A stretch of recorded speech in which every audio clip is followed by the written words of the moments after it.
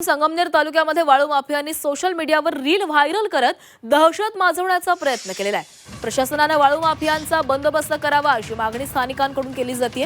तालुक्यात अवैध वाळू उपसा करताना कुणी आढळलं तर कठोर कारवाई होईल असा इशारा अमोल खताळ यांचा वाळू तस्करांना पाहायला मिळाला आहे।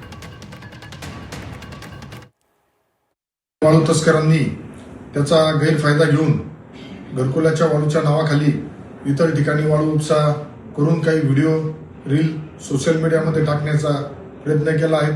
त्यांच्यावरती कठोर कारवाई करण्याच्या सूचना राज्याचे जलसंपदा मंत्री आदरणीय नामदार राधाकृष्ण विखे पाटील साहेब तसेच माझ्या वतीने महसूल प्रशासन आणि पोलीस प्रशासनाला देण्यात आले आहेत। त्या अनुषंगाने मागील 8 दिवसापासून नदी पात्रालगत जे रस्ते आहेत ते रस्ते सुद्धा खणण्यात आले आहेत। तसेच ज्या ज्या वाहनाद्वारे वाळू तस्करी होत होती त्यांच्यावरती सुद्धा कठोर कारवाई करण्यात आली आहे। मशिनरी जप्त करण्यात आली आहे।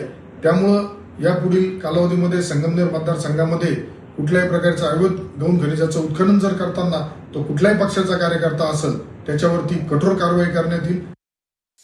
संगमनेर तालुक्यामध्ये घरकुल लाभार्थींना मागच्या 1 महिनाभरामध्ये साधारणतः 2000 लाभार्थींना आपण वाळूचं वाटप केलेलं आहे।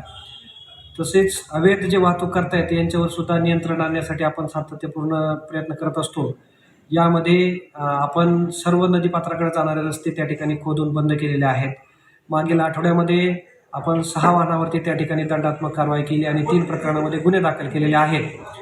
तसेच आता काही सोशल मीडियामधून काही रील्स व्हायरल झाल्याच्या आमच्याकडे तक्रारी प्राप्त झालेल्या आहेत। ते पोलीस विभागाला त्याच्या सूचना दिलेल्या आहेत की कुणी व्हायरल केलेलं आहे ते तपासावं आणि कुठल्याही प्रकारे कोण जर मस्ती करत असेल तर त्याचा बंदोबस्त प्रशासनाकडून केला जाईल।